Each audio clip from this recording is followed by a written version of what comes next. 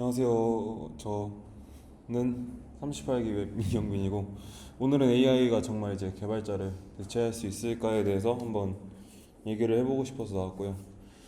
웹이톡 주제만 봐도 지난 30실기 때는 좀 기술적인 거를 좀 다루는 웹이톡들이 많았던 것 같은데 지금까지만 봐도 벌써 AI에 대한 게 너무 많이 나왔죠.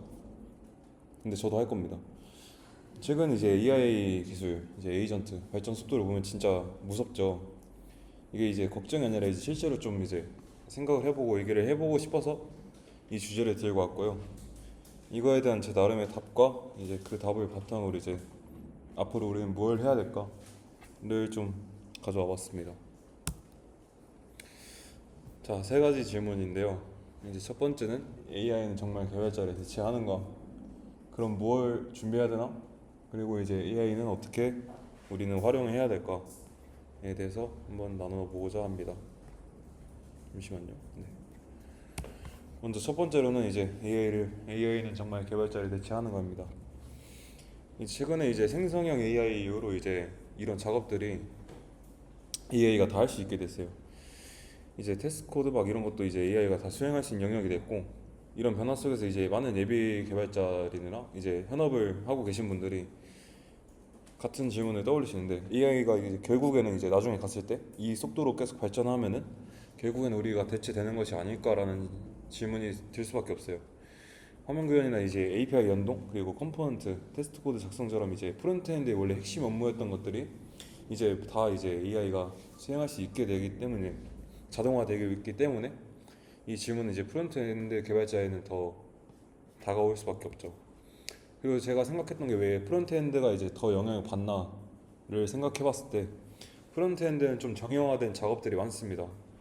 이제 뭐 화면 구현에 이제 반복되는 구조가 많아서 AI가 더 학습하기 쉽고 생성하기 쉽고, 또 이제 API 명세나 이제 디자인 시안처럼 이제 명확한 입력 값을 갖고 있기 때문에 보다 이제 프론트엔드가 이제 영향을 많이 받는다고 느낄 수도 있을 것 같아요. 자, 이런 변화에서 이제 가장 가장 짧네요.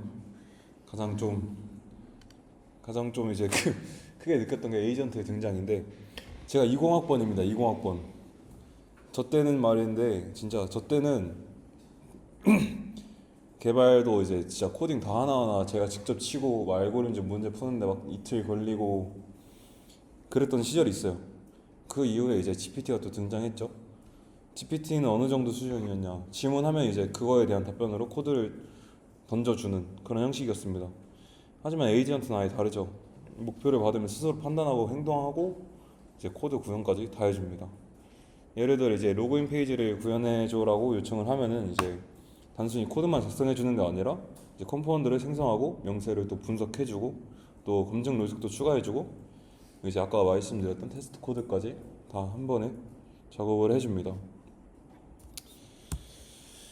그렇다면 이제 이 에이전트의 등장이 이제 개발자가 망했나? 라고 말한다면 저는 그렇게 생각하진 않은 것 같아요. AI는 아까 말씀드렸던 것처럼 이제 반복적이고 정형화된 코드 생성, 이제 UI 구현, API 연동 등 이런 주어진 목표를 효율적으로 수행하는 일에 강하고, 하지만 어떤 문제를 해결해야 되는지는 저희가 정하는 거죠. 그리고 이제 코드를 검증하는 것도, 기술에 대한 책임을 지는 것도 다 저희 개발자들의 역량입니다. 결국 에이전트가 등장한 거는 이제 개발자를 망하게 하는 게 아니라 저희 개발자의 역할을 좀 바꿨다고 생각해요.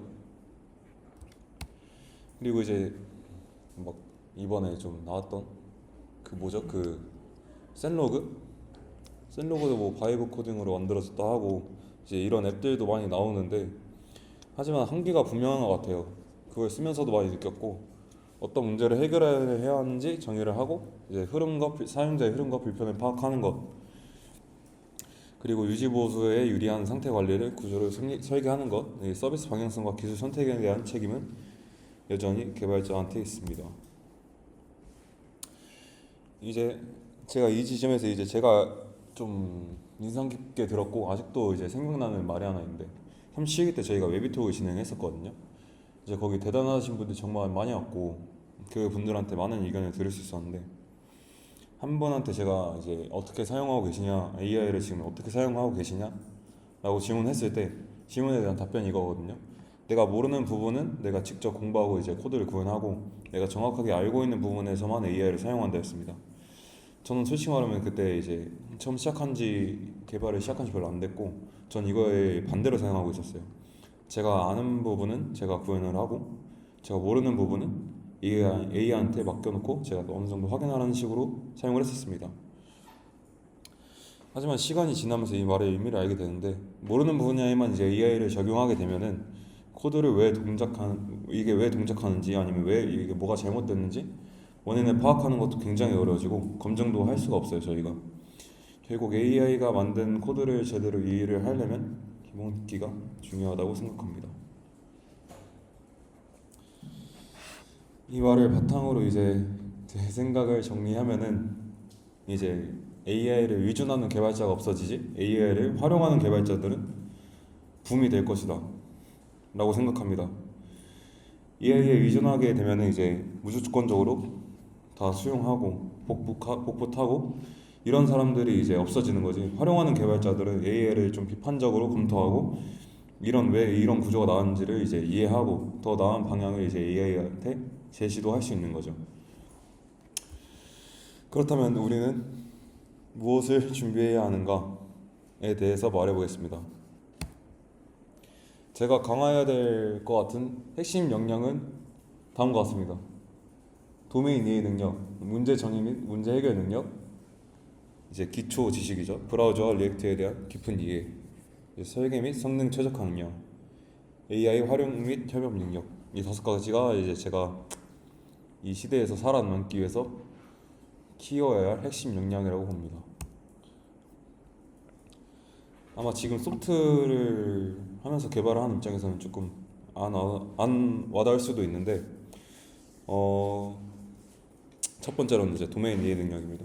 같은 리액트 컴포넌트를 만들어도 이제 그 서비스가 가진 비즈니스 특성마다 굉장히 다르다고 생각을 해요. 금융 서비스에는 본인 인증과 민감 정보 관리하는 게 되게 중요할 거고 이제 커머스에서는 구매 포기 지점이나 막 이런 거 설계가 되게 중요할 거고